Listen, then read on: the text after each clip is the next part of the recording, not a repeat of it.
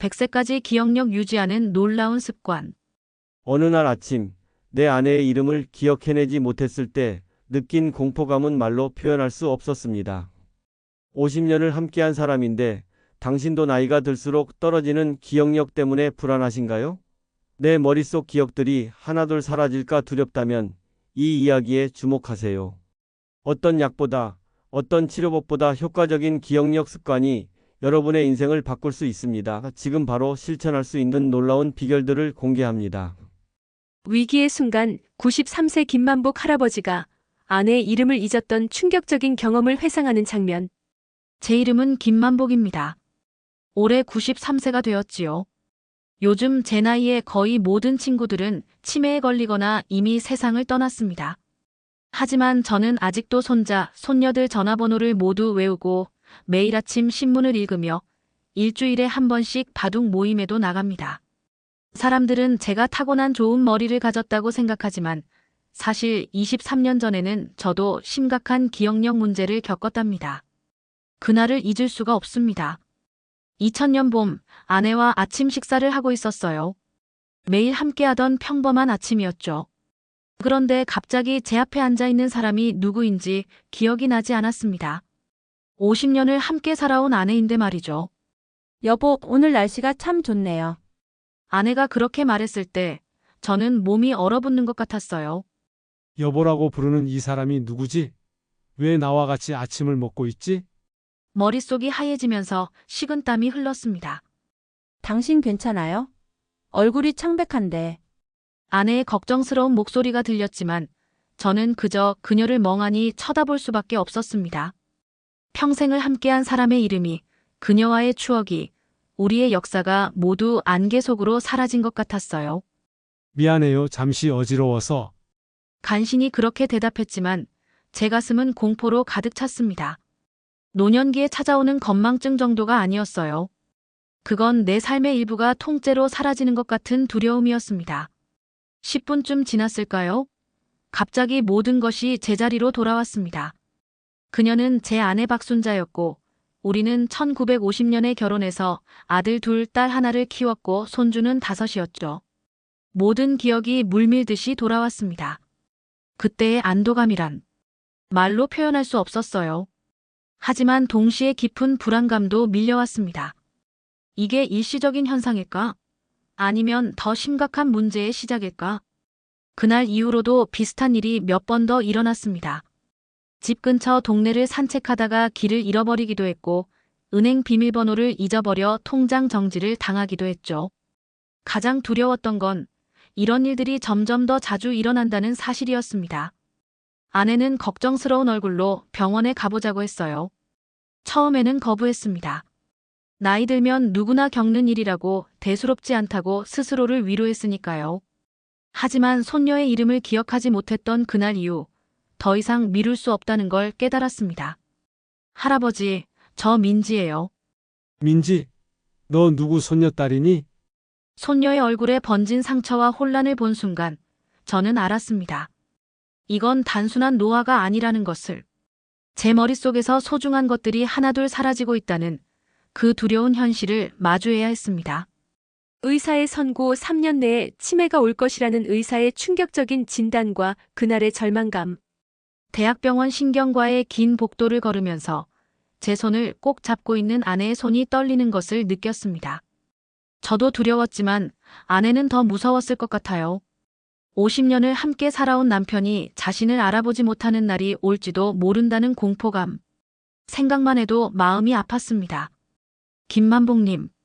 간호사가 제 이름을 부르고 우리는 진료실로 들어갔습니다. 이윤상 신경과 전문의는 친절한 미소로 우리를 맞이했지만 그의 눈에는 이미 무언가 심각한 것이 비쳐 보였습니다. 여러 검사 결과가 나왔습니다. 차분히 말씀드리겠습니다. 의사는 제 MRI 사진을 모니터에 띄우며 설명했습니다. 저와 아내는 그의 말을 한마디도 놓치지 않으려 긴장한 채 앉아 있었습니다. 김 선생님, 뇌해마 부분에 상당한 위축이 있습니다. 또한 인지 기능 검사에서도 기억력, 특히 단기 기억과 관련된 부분에서 많이 저하되어 있어요. 의사의 목소리가 멀리서 들리는 것 같았습니다. 머릿속에서는 치매라는 단어가 벌써 울리고 있었지요. 알츠하이머병의 초기 단계로 보입니다. 아직 경도인지 장애 상태지만 이대로 진행된다면 3년 내에 중기 치매로 진행될 가능성이 높습니다. 3년. 그 말이 폭탄처럼 제 귀에 울렸습니다. 제가 알고 있는 세계, 제가 쌓아온 모든 기억이 3년 안에 사라진다니. 아내는 입술을 깨물며 눈물을 참고 있었습니다. 약물 치료를 시작하고 인지 재활 프로그램에 참여하시면 진행 속도를 늦출 수는 있습니다. 하지만 의사의 말끝에는 희망보다는 체념이 더 묻어 있었습니다. 저는 멍하니 창밖을 바라보았습니다. 병원 앞 공원에서 아이들이 뛰어노는 모습이 보였어요. 그 아이들은 아마 자신의 할아버지, 할머니를 사랑할 것입니다. 하지만 그들의 할아버지가 어느 날 자신을 알아보지 못한다면 어떤 기분일까요? 치료비는 얼마나 들까요? 아내가 떨리는 목소리로 물었습니다. 의사는 약값과 치료비를 설명했고 우리 부부는 서로를 바라보았습니다. 연금으로 살아가는 노부부에게는 적지 않은 부담이었습니다. 병원을 나오는 길, 우리는 말없이 걸었습니다. 봄바람이 얼굴에 스쳤지만 마음은 한겨울처럼 차가웠어요. 버스 정류장 벤치에 앉아 아내가 처음으로 입을 열었습니다. 괜찮아요. 여보, 우리가 함께 이겨낼 거예요. 아내의 다정한 손길이 제 손을 감쌌지만 저는 그 손길조차 언젠가는 낯설게 느껴질지 모른다는 생각에 가슴이 무너졌습니다. 내가 당신을 잊어버리면 어쩌지? 제 입에서 나온 말은 거의 흐느낌에 가까웠습니다. 70년 넘게 살아오면서 그렇게 절망적인 순간은 없었던 것 같아요. 죽음도 두렵지 않았지만 살아있는 동안 모든 기억과 정체성을 잃는다는 것. 그것은 죽음보다 더 무서웠습니다. 그날 밤 저는 잠을 이루지 못했습니다. 침대에 누워 천장을 바라보며 제 인생을 돌아보았습니다. 한국 전쟁을 겪고 가난 속에서 아이들을 키우고 작은 가게를 운영하며 살아온 세월. 그 모든 기억이 지워진다면 나는 누가 되는 걸까요? 김만복이라는 사람은 기억 없이도 여전히 김만복일까요? 우연한 만남, 도서관에서 만난 105세 최할머니와의 운명적인 대화가 삶을 바꾼 순간. 의사의 진단 후 한 달이 지났을 무렵 저는 사실 반쯤 포기한 상태였습니다. 약은 꾸준히 먹었지만 큰 변화를 기대하지는 않았죠. 저를 다시 일으켜 세운 건 우연한 만남 덕분이었습니다. 그날 아침 동네 도서관에 갔습니다. 어차피 무너질 기억이라면 남은 시간 동안 책이라도 많이 읽자는 생각이었어요. 노인 건강 코너에서 치매 관련 책들을 살펴보고 있는데 옆에서 작은 목소리가 들려왔습니다. 그런 책들보다 이 책이 더 도움이 될 거예요. 고개를 돌리니 한 할머니가 제게 책 한 권을 건네고 있었습니다. 나이 들수록 젊어지는 뇌라는 제목의 책이었어요. 감사합니다만 제가 지금 꽤 심각한 상황이라. 알아요. 눈빛을 보니 절망에 있네요. 저도 그랬어요. 30년 전에. 할머니의 말에 저는 깜짝 놀랐습니다. 제 앞에 서 있는 할머니는 100세는 넘어 보였지만 또렷한 눈빛으로 저를 바라보고 있었습니다. 죄송합니다만 연세가 어떻게? 올해 105세입니다. 30년 전에 당신과 같은 진단을 받았어요. 의사는 5년을 넘기기 힘들다고 했죠. 저는 믿을 수 없는 표정으로 할머니를 바라보았습니다. 105세라는 나이도 놀라웠지만 그 나이에 이렇게 또렷한 정신을 유지하고 있다는 것이 더 놀라웠습니다. 저기 앉아서 이야기 좀 할까요? 괜찮으시다면. 할머니는 최성례라고 했습니다. 평생 초등학교 교사로 일하다 은퇴한 후 75세에 기억력 문제가 시작되었다고 했어요. 저와 같은 진단을 받았고 초기 치매 증상까지 있었다고 합니다. 젊었을 때는 머리가 좋아서 학생들 이름을 한 번에 다 외웠어요. 그런데 75세가 되니 내 제자의 이름을 기억 못하는 거예요. 길에서 만난 제자가 인사를 해도 누군지 전혀 기억이 나지 않았죠. 최 할머니의 이야기는 제 상황과 너무나 비슷했습니다. 갑자기 가슴속에 작은 희망이 생겼습니다. 그런데 어떻게 이렇게 기억력을 유지하고 계신 거죠? 할머니는 미소를 지었습니다. 약도 중요하지만 그것만으로는 부족해요. 내가 30년간 매일 실천한 5가지 습관이 있어요. 처음에는 별거 아닌 것 같았지만 이것들이 내 뇌를 살렸다고 확신해요. 할머니는 도서관 메모지에 5가지 항목을 적어주셨습니다. 매일 20분 특별한 방식으로 걷기, 두뇌 자극 식단, 사회적 관계 유지하기, 특별한 기억력 훈련 게임, 심호흡과 명상. 이게 다인가 싶었죠? 저도 처음에는 그랬어요. 하지만 믿어보세요. 중요한 건 약이 아니라 당신의 일상 습관입니다. 최할머니는 각 항목에 대해 자세히 설명해 주셨습니다. 특히 걷는 방법이 독특했어요. 그냥 걷는 게 아니라 걸으면서 특별한 손 동작을 하고 숫자를 거꾸로 세는 방식이었습니다. 뇌는 새로운 자극을 줄 때 가장 활성화됩니다. 같은 걷기라도 이렇게 하면 효과가 달라요. 할머니의 말 한마디 한마디가 제게는 구원의 빛과 같았습니다. 지금까지 의사들에게서도 듣지 못한 구체적인 방법들, 그리고 무엇보다 살아있는 증거로서 제 앞에 계신 105세의 맑은 정신을 가진 할머니. 이름이 어떻게 되신다고요? 김만복입니다. 만복 씨, 포기하지 마세요. 저도 시작할 때는 당신처럼 두려웠어요. 하지만 지금은 매일이 선물 같아요. 100세가 넘어서도 새로운 것을 배우는 기쁨을 누릴 수 있다는 건 정말 놀라운 축복이에요. 그날 저는 집으로 돌아가는 길에 오랜만에 희망을 느꼈습니다. 메모지를 꼭 쥐고 내일부터 당장 시작하겠다고 마음먹었습니다. 아내에게 이 이야기를 했을 때 그녀의 눈에도 오랜만에 희망의 빛이 반짝였습니다. 여보, 우리 함께 해봐요. 내일부터 당장. 그렇게 우리의 새로운 여정이 시작되었습니다. 습관의 시작, 김할아버지가 최할머니의 조언을 바탕으로 실천하기 시작한 5가지 습관들. 최할머니를 만난 다음 날부터 저는 삶의 방식을 완전히 바꿨습니다. 아침 6시에 일어나 첫 번째 습관부터 시작했죠. 특별한 방식으로 걷기였습니다. 여보, 정말 이런 게 도움이 될까요? 아내는 반신반의하는 표정이었지만 저를 위해 함께 동참해 주었습니다. 아파트 단지 주변을 걸으면서 저는 최할머니가 가르쳐준 대로 오른손을 들었다 내렸다 하면서 100부터 30 빼는 숫자를 큰 소리로 외쳤습니다. 100, 97, 94, 91. 처음에는 어색했고 이웃들의 이상한 시선도 느껴졌습니다. 하지만 상관하지 않았어요. 제 기억을 지키기 위해서라면 이 정도 창피쯤이야. 두 번째 습관은 두뇌 자극 식단이었습니다. 최할머니가 추천한 대로 아침마다 블루베리와 호두를 먹고 일주일에 3번은 꼭 등 푸른 생선을 먹었습니다. 커피도 하루 2잔으로 제한하고 녹차를 많이 마셨죠? 만복 씨, 이게 정말 맛있나요? 저는 도저히. 아내는 녹차를 마시다 인상을 찌푸렸지만 저는 웃으며 말했습니다. 처음엔 쓰지만 이제 맛있어요. 우리 뇌를 위한 약이라고 생각하면 돼요. 세 번째 습관은 사회적 관계 유지하기였습니다. 이것이 제일 어려웠어요. 기억력 문제가 시작된 후 사람 만나는 것을 꺼리게 되었거든요. 누군가의 이름을 기억하지 못하면 창피하니까요. 하지만 최할머니의 말대로 저는 용기를 내어 아파트 노인회에 가입했습니다. 처음엔 어색했지만 비슷한 나이대의 사람들과 이야기를 나누는 것이 정말 즐거웠습니다. 김 선생님, 바둑 한 판 어때요? 바둑은 제가 젊었을 때 즐겼던 취미였는데 기억력 문제가 생기면서 포기했었습니다.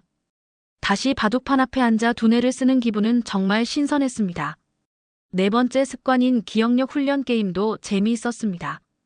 최할머니가 알려준 대로 매일 저녁 식사 후 아내와 함께 카드 뒤집기 게임을 했습니다. 처음에는 사쌍의 카드로 시작해서 점점 늘려갔어요. 여보, 내가 이겼어요. 아내가 좋아하는 모습을 보니 저도 기뻤습니다. 그것은 단순한 게임이 아니라 우리의 미래를 위한 투자였으니까요. 5번째 습관은 심호흡과 명상이었습니다. 잠들기 전 10분간 조용히 눈을 감고 호흡에 집중하는 시간을 가졌습니다. 처음에는 5분도 힘들었지만 점차 익숙해졌어요. 숨을 들이마시며 1, 2, 3, 4. 내쉬며 1, 2, 3, 4. 명상 중에는 종종 과거의 기억들이 선명하게 떠올랐습니다. 첫 데이트, 결혼식 날, 아이들이 태어난 순간. 이러한 기억들이 더 생생하게 느껴지기 시작했어요. 이 5가지 습관을 시작한 지 한 달쯤 지났을 때 아내가 놀라운 말을 했습니다. 여보, 요즘 당신 눈빛이 달라졌어요. 더 맑아진 것 같아. 저도 느꼈습니다. 아직 극적인 변화는 아니었지만 뭔가 달라지고 있다는 것을. 머릿속 안개가 조금씩 걷히는 것 같았습니다.